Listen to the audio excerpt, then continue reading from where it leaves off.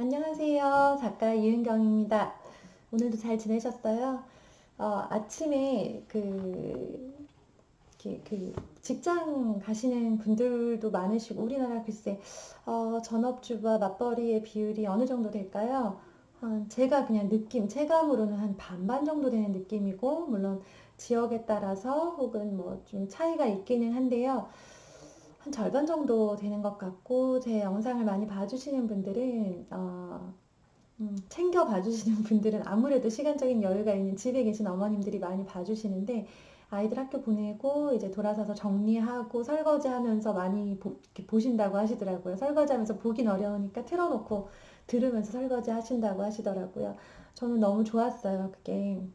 사실 설거지 하는 동안 글쎄, 네. 그냥 흘려보낼 수도 있는 시간이고, 얼른 후다닥 끝내야지 하면서 막 정신 없을 수 있는 시간에 이렇게 그래도 그 짜투리 시간, 우리 엄마들은 틈새 시간을 이용하지 않으면 뭔가를 꾸준히 하기가 어렵더라고요. 그래서 이제 어느새 설거지 할 때 영상 틀어놓고 들으면서 설거지 하시는 게 습관이 되셨다라고 하시는 분들이 이제 늘어나고 계셔서 설거지하며 듣는 영상이라는 네, 어떤 채널 닉네임 같은 그런 느낌이 저는 들어요. 어쨌든 너무 좋고요. 챙겨서 들어주셔서 감사드리고요. 그러다 보니까 저도 되게 책임감이 많이 느껴져요. 뭐라도 더 도움이 되는, 듣길 잘했다라는 그런 생각이 드는 그런 정보들, 그런 이야기들을 나눠야 되겠다라는 생각이 많이 들더라고요. 어쨌든 감사합니다. 예습이에요, 복습이에요? 라고 물어보시는 분들이 많으셔가지고요. 네, 예습이냐, 복습이냐. 둘 다 하면 당연히 좋죠. 근데 현실적이지 않죠? 둘 다 언제 해요? 우리 할 거 너무 많은데. 둘 다 할 수는, 둘 다 하면서까지 그렇게 공부 시간을 많이 잡아먹을 필요까지는 없는 것 같아요. 네. 그 시간에 예습, 복습 중에 하나만 하시고요. 남는 시간에 독서를 하는 게 저는 더 효율적이지 않을까. 네, 말씀드렸던 큰 그림으로 보자면 독서의 진도도 상당히 중요하기 때문에 독서를 끌고 가면서 예습과 복습 중에서 하나만 선택을 하셨으면 좋겠습니다. 선택하자면 단적으로 말씀을 드릴게요. 복습이에요. 네, 정답은 이미 나왔습니다. 그래도 끝까지 봐주세요. 복습이 중요한데요. 중요한 이유가 뭐 여러 가지가 있겠지만 아이들이 복습이 제대로 안 되고 이 개념을 정확하게 모르는 채로 다음 진도를 계속 넘어가고 학교에서 다음 수업을 계속 배운단 말이에요. 문제는 문제는 제가 학교 생활에서 가장 초점을 맞추어서 두는 거는 아이들이 학교 생활을 자신감 있게 하느냐 아니냐가 되게 중요하더라고요. 자신감이 있는 친구들은요, 학교에서 모든 활동을 하거나 어떤 것을 해도 달라요. 그 자세가 다르고 임할 때 굉장히 긍정적으로 임하는 그런 경향이 있어요. 그런데 그러면 자신감을 가지려면 예습을 해야 되는 거 아닌가요? 라고 생각을 하시는데요. 그게 아니고요. 오늘 배웠던 거를, 그러니까 어제 배웠던 거를 집에 가서 복습을 잘했어요. 잘 몰랐던 개념을 알고 학교에 왔어요. 그러면 그 다음 시간에 배울 게 기대가 되고, 그 다음 시간에 배우는 게 좀 어렵다 하더라도요. 아, 오늘 집에 가서 다시 복습을 해봐야 되겠다라고 하는 마음이 들고요. 복습을 꼼꼼하게 해서 놓치는 게 없는 친구들은 결과적으로 말하면 단원평가 시험 준비를 따로 할 필요가 없어요. 그게 그거거든요. 네, 평소에 한다고 생각을 하시면 되죠. 그러면 그 복습이 좋다는 거는 알겠는데 어떻게 하는 게 좋겠냐? 라고 생각을 하시는데요. 제가 추천을 그 어머님들 상담하실 때 물어보시면 가장 많이 추천드리는 방법은 물론 과목별로 차이가 있는데요. 국어는 사실 복습보다는 독서를 통해서 아이 실력을 끌어올리세요라는 말씀을 많이 드리고요. 국어는 사실 독서력과 굉장히 밀접한 관계가 있기 때문에 독서를 통해서 또 독서를 꾸준히 하면서 다지는 친구들은 사실 국어 복습이 특별히 필요하지 않을 정도예요.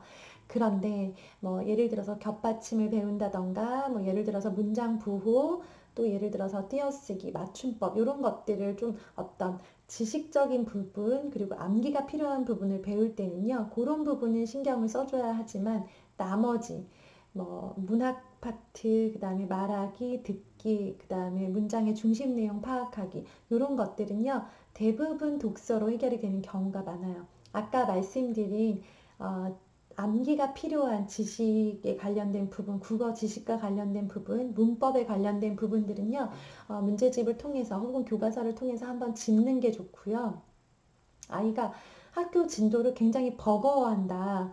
그리고 복습을 하긴 하는데 얘가 글쎄 이게 맞는 방법인지 모르겠다고 하시면요. 차라리 교과서를 구입하세요.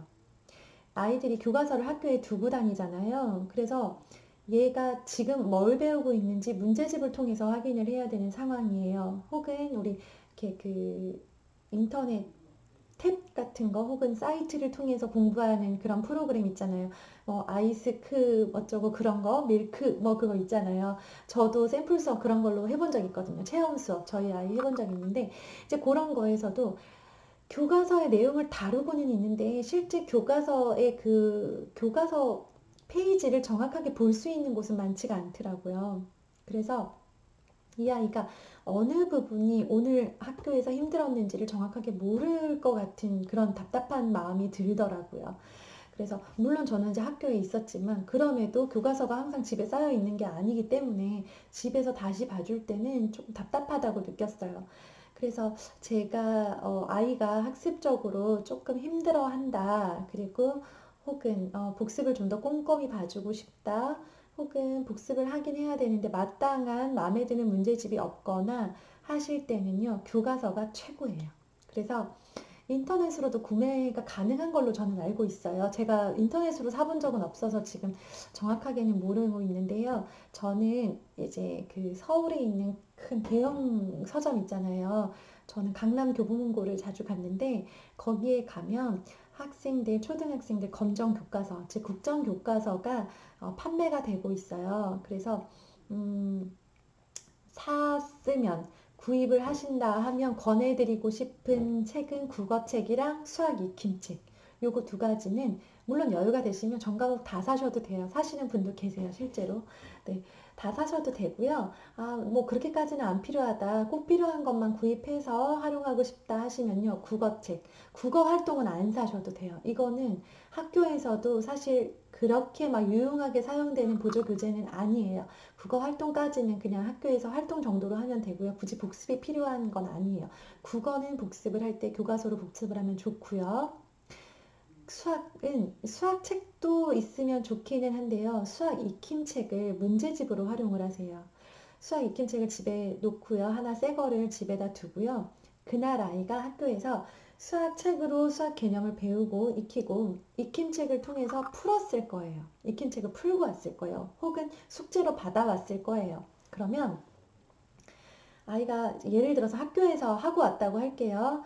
그러면 걔가 몇 개를 맞았는지 틀렸는지 뭘 모르는지 정확하게 모를 수 있어요. 그리고 이거를 꼼꼼하게 다 체크를 해야 하나라고 엄마가 좀 시간적 여유가 없고 마음의 여유가 없을 때는 꼼꼼하게 체크하기 어려울 수 있어요.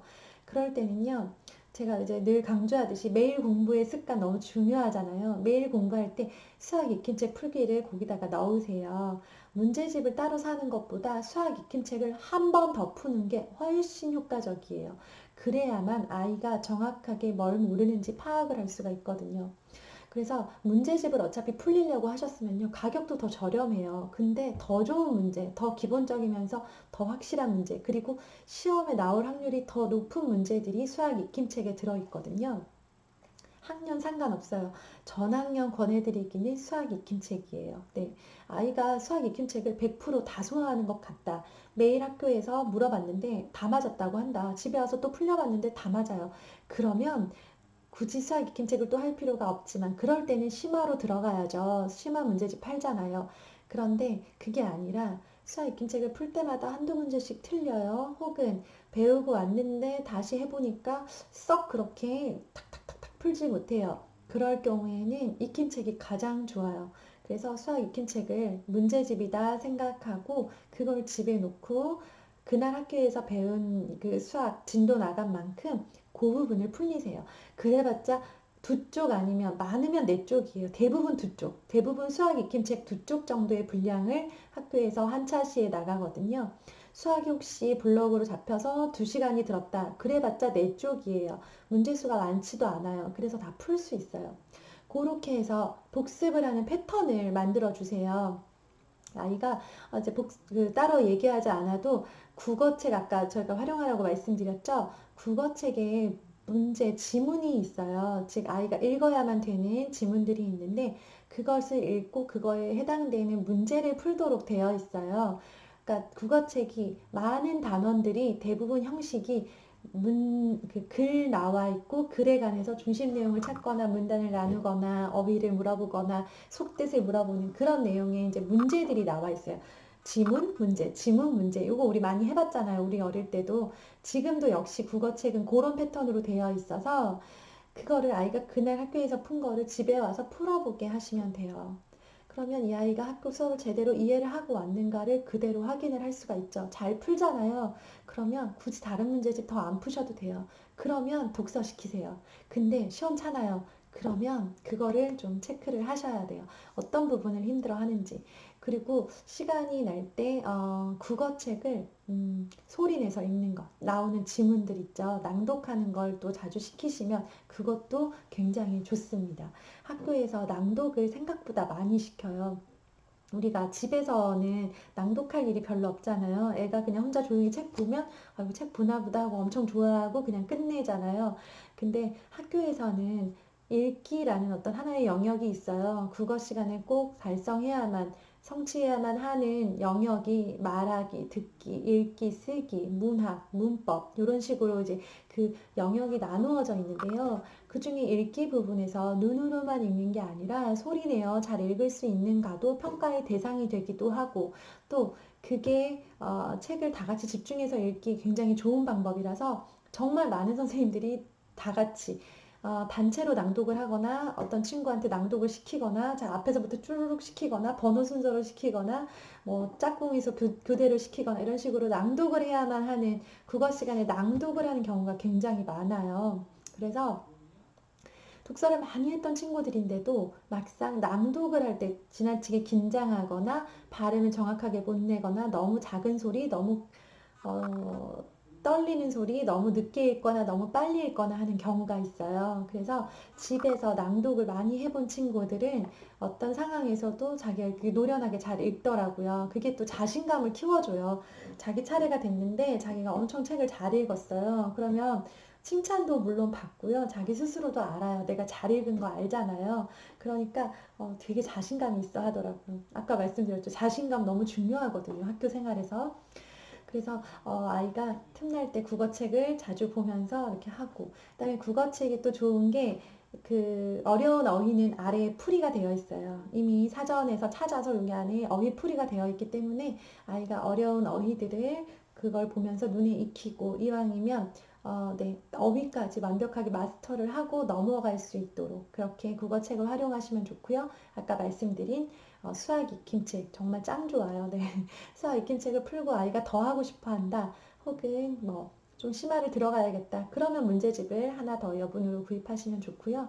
제가 권해드리는 거 매일매일 공부할 때 사실 많이 못해요. 이거 저거 하다 보면요. 두세 시간 훌쩍 가거든요. 그러다 보면 오래 못 가요.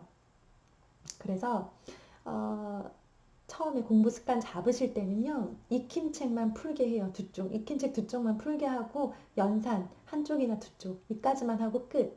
네. 아이가 습관이 완전히 잡히면 그때 양을 늘려도 하나도 안 늦어요. 습관 잡는 게 힘들지, 습관이 잡히잖아요. 그러면 그때부터는 탄력이 붙어요. 아이가 이제 3시간 공부하는 거 어려워하지 않아요. 근데 3시간을 처음부터 할 수 있는 친구는 없어요. 30분을 할 수 있어야 1시간을 할 수 있고 어쨌든 100이 되려면 1부터 시작해야 되잖아요. 1이 없이는 절대 100이 만들어질 수가 없어요. 아주 작은 반복의 힘이라는 책을 제가 읽고 있는데요. 너무 와닿더라고요. 그 책에서 뭐라고 하냐면요. 운동을 아예 하지 않는 사람한테 매일 1시간씩 운동을 하라고 하면 그 사람은 하지 못할 거예요. 근데 그 사람한테 운동을 아예 하지 않고 굉장히 의욕이 없는 사람한테 매일 TV를 보잖아요. 보통 TV를 본다고 하면 TV를 보는 동안 딱 1분만 서서 왔다 갔다 걸으면서 운동을 하라고, 걸으면서 1분만 걸으면서 TV를 보라고 하더라고요. 1분 동안 TV 앞을 걷는 건 너무 쉽죠. 근데 이거를 하지 않는 것과 하는 것은 차이가 있어요. 그래서 그만큼 매일 반복하고 안 하던 사람이 조금이라도 하는 건 중요하기 때문에 우리 친구들이 지금 뭔가 복습에 대해서 체계가 없고 제대로 안 되고 있는 것 같아, 잘 모르는 것 같은데 약간 은근슬쩍 넘어가고 있는 것 같은 느낌이 들면요. 그러면 아주 조금씩만 시작을 하셔야 돼요. 절대 욕심내지 마세요. 알겠죠? 욕심낸다고 내 뜻대로 내 욕심만큼 따라올 수가 없어요. 아이들이기 때문에. 다만 아주 작게라도 습관이 만들어지면 그때부터는 네, 훨씬 수월해요. 아이도 수월하고 엄마도 수월합니다. 그러니까 절대 욕심 부리지 마시고요. 수학 익힘책만 성실하게 풀도록 그거만 해도 잘했다고 막 칭찬해 주시고요. 연산 두 쪽 힘들면 한쪽만 하세요. 하루에 한쪽만 해도 괜찮아요. 안 하는 것보다 나니까. 그리고 많이 하려고 욕심내다가 그만하는 것보다는 한쪽이라도 좋으니까 하루도 쉬지 않고 끈기 있게 가는 거 너무너무 중요합니다. 그러니까 네, 어, 사실 복습이 필요한 과목은 국어랑 수학이잖아요. 국어랑 수학. 그리고 고학년 올라가면 물론 사회과학 같이 암기와 문제집 풀이가 필요한 그런 과목도 생기지만요. 그때는 오히려 우리 친구들이 이제 공부라는 거에 대해서 학습이라는 거에 대해서 어느 정도 경험이 생긴 후기 때문에 스스로 할 수 있는 힘이 또 있어요. 그런데 지금 아직 이런 경험을 해보지 못한 초등 저학년, 중학년 친구들은요. 복습을 하는 틀을 엄마가 한 번 정도 잡아주면 좋아요. 만들어주세요. 뭐 이게 복습이야 라고 하지 마시고요. 국어책이랑 수학 익힘책 딱 놓고 학교 갔다 오면 국어책 읽고 소리내서 읽고 문제 풀고 수학 그 익힘책 두 쪽 푸는 거 이거 하면 되는 거예요. 그래서 잘한 날 막 동그라미 쳐주세요. 막 아이들 막 이렇게 크게 동그라미 치는 거 되게 좋아하잖아요. 그래서 왜 저는 집에도 그게 있어요. 빨간색 그 까서 쓰는 색연필 있죠. 채점할 때 쓰는 거. 애들이 그걸로 시뻘건 동그라미 쳐주면 되게 좋아해요. 그래서 좀 과장해서 동그라미를 쳐주는 편이에요. 그리고 막 잘했으면 별표 막 쳐주고 아이들이 그런 거 좋아해요. 이게 어른이랑 달라요. 그래서 아이들 눈높이에서 생각을 하자면 시각적인 게 너무 중요하고요. 엄마의 그런 과한 리액션 되게 좋아해요. 자기가 열심히 했는데 잘했어 다음 이렇게 넘어가잖아요. 그러면 안 돼요. 네, 그러면 안 돼요. 그러면 재미없어 하고요. 안 하려고 그래요. 그러면 얘를 억지로 끌고 가야 된단 말이에요. 근데 아, 정말 이제 그런 좀 재미있고 과한 리액션을 아이한테 보여주면 그게 궁금해서 오늘 엄마가 또 어떻게 반응을 해줄까 그게 궁금하고 기대되는 마음에 얼른 공부를 마치고 싶어요. 제가 비행기처럼 채점을 해준 적이 있었어요. 아이들 좀 어릴 때였는데요. 이걸 들고 이쪽에서부터 슈 이렇게 날아와서 이렇게 동그라미를 쳤거든요. 근데 그냥 정말 한번 해봤어요. 그날 왜 제가 그걸 했는지 모르겠는데 그냥 갑자기 또 제가 이제 그냥 기분이 나서 했어요. 했는데 너무 좋아하는 거예요. 그리고 거기다가 별표를 했는데 너무 좋아하더라고요. 그러고는 이제 그날 즐겁게 공부가 끝났어요. 다음날 아무 생각 없이 동그라미를 쳤어요. 그랬더니 왜 비행기를 안 하냐고 하는 거죠. 그리고 왜 별표를 치지 않고 동그라미 크기가 너무 작다는 거예요. 어제 정말 어제처럼 다시 해달라고 그러더라고요. 그래서 그때부터 습관처럼 아이가 푸른 연산 문제집, 아이가 했던 그 공부했던 거에 대해서 뭐 어차피 뭐 공짜잖아요. 돈 드나요? 콱 이렇게 쳤어요. 막 치고 별표 치고 막 그랬어요. 그랬더니 너무 좋아하더라고요. 그러면서 그거를 막 기대해요. 그 시간을 기대하더라고요. 엄마 공부 다 했어요 라고 가지고 오면서 막 색연필을 막 준비해가지고 오고, 네. 그러면서 이제 좀 습관이 많이 잡혔어요. 네. 아, 재미있게 게임을 한다라고 생각을 하고 게임을 하듯이 그렇게 이제 했던 것 같아요. 어쨌든 지금도 완전하진 않지만 처음에 시작할 때에 비하면요, 저는 엄청나게 많이 편해졌어요. 뭐 아이들이 대단히 똑똑해진 게 아니고요. 습관이 잡혔잖아요. 그래서 지금은요, 공부를 하러 들어갈 때 아이들이랑 뭐라 그러냐면요. 공부 끝나고 나올 시간, 나와서 같이 뭐 밥을 먹거나 외출을 하거나, 어, 뭐 TV를 보기로 했다면 그 시간만 이야기해요. 9시 반에 만나? 라고 하고 헤어지고 들어가요. 그리고 저는 방에 와서 영상을 찍거나, 글을 쓰거나 뭐 할 일을 하고요. 9시 반이 되면 아이들도 시간 맞춰서 공부 끝내고 딱 나와요. 그러면 다 같이 모여서 이제 뭐 공부 어떻게 했는지 이야기 나누고, 그다음에 뭐 약속했으면 TV를 보고 뭐 그런 식으로. 그러니까 이제는 시간만 알려주면 되는 거예요. 우리 지금부터 공부 시작이야 라고. 나중에는 시간도 알아서 정하겠죠, 친구들이. 그러기를 기대를 하는데요. 그만큼 편해졌어요. 정말 말만 하면 돼요. 근데 처음부터 이렇게 된 거 아니라는 거, 저도 엄청난 시행착오를 겪고 엄청나게 많은 이런 시도 저런 시도, 그리고 아시죠? 습관 잡으려면 이제 제대로 안 되고 꾸준히 안 되니까 하다가 그만두고 하다가 그만두고 하다가 중단하고 하다 중단하고 하다가 어느 날은 화나서 소리 지르고 막 공책 찢어서 막 던지고, 이럴 거면 그만두라고 하면서 막 책 던지고 다 겪었죠. 다 겪었는데요. 겪고 나니까 좋은 날이 오더라고요. 네, 지금 이제 공부시키는 거는 1도 아니에요. 꾸준하게 했어요, 정말. 하다가 3일 만에 실패하면요, 다시 시작. 5일 만에 실패하면 또 다시 시작. 네, 영어도 하고 수학도 하고 모든 과목이 동시에 되나요? 안 돼요. 영어부터 일단 잡고, 네, 거기서 수학 잠깐씩 잠깐씩 들어가고 하면서 계속 틀을 이렇게 만들었어요. 만들어 가면서 틀이 이제 점점 잡혀가는 모습을 저도 느끼고, 아이도, 아, 이제 내가 매일 이렇게 하는 건 당연한 일이야. 이렇게 하고 나는 점점점 성장하고 있어. 발전하고 있어. 난 점점 똑똑해지고 있어. 에 대해서 아이도 확신을 갖는 거죠. 그러면서 이제 모든 것이 좀 평화로워졌어요. 소리를 덜 지르게 됐으니까. 소리를 엄청 질렀죠. 네. 어, 아시죠? 우리 이제 애들한테 소리 지를 때 다른 목소리 나오는 거 너무 잘 아시죠? 그런 목소리 다 가지고 계실 거예요. 저도 가지고 있죠. 이제 소리 지르지 않아도 아이들이 공부를 하고, 시간을 활용할 수 있는 그 날이 왔습니다, 제가. 네, 네, 저처럼 왔으면 좋겠고요. 저는, 직장을 다니면서 하기도 했고, 또 시행착오를 많이 겪었기 때문에 시간이 오래 걸렸어요. 뭐 1년이면 잡을 수 있었던 거를 한 2년, 3년 걸린 것 같아요. 그럼에도 불구하고 오래 걸렸지만 결국엔 됐잖아요. 네, 그리고 진짜 말 안 듣고 이해 안 되는 아들 둘인데도 어찌어찌 여기까지 왔어요. 일단 습관은 잡았어요. 얘네가 뭐 성적이 몇 등, 그거는 제가 뭐 장담 못해요. 그거 가지고는 제가 자랑할 게 아니고요. 저는 자랑합니다. 저희 아이들 공부하는 습관은 제대로 잡았어요. 제대로 잡혀 있어요. 네. 그거는 저를 믿고 따라오셔도 돼요.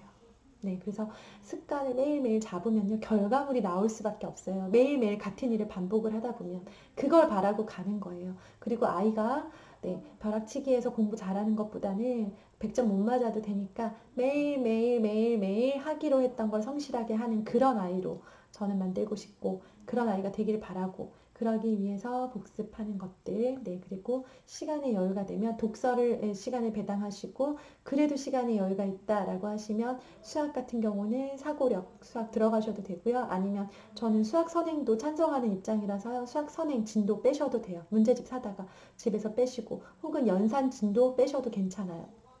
그렇게 할 수 있는 게 많으니까 일단은 복습을 좀 꼼꼼하게. 하지만 시간 많이 쓰시면 절대 안 돼요. 네. 너무 잔소리처럼 많이 말씀을 드렸나? 네. 어쨌든, 저한테 제가 했을 때 좋았던 거 다 말씀드리는 거예요. 그러니까 좋았던 거, 어떤 게 좋은지 잘 모르겠다라고 하시면요, 제가 이것저것 다 해보고 좋았습니다라고 하는 거, 말씀드리는 거 그냥 그대로 한번 해보세요.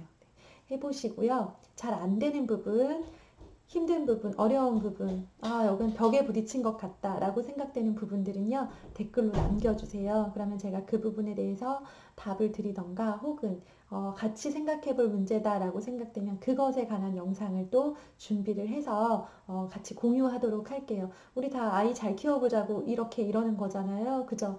아이 키우기도 바쁘고, 뭐, 보고 싶은 드라마도 많은데 설거지할 때 굳이 재미없는 제 영상 들으면서 하시는 것은 하나라도 더 알아서 더 잘 키우고자 하고 지금 하시는 거잖아요. 그쵸? 네. 그런 노력이 헛되지 않았으면 좋겠어요. 노력하시는데요. 모르고 노력하는 거랑 알면서 노력하는 거랑 다르거든요. 방향을 제대로 잡고 이걸 향해서 제대로 된 방향을 밀고 나가면서 방향을 설정하고 노력하는 건 너무 중요해요. 어머님들이 제대로 저기 아닌데라고 생각되는 곳에 힘을 빼시는 경우를 너무 많이 봤기 때문에 그래서 안타까워서 계속 만드는 영상이에요. 저는 그렇습니다.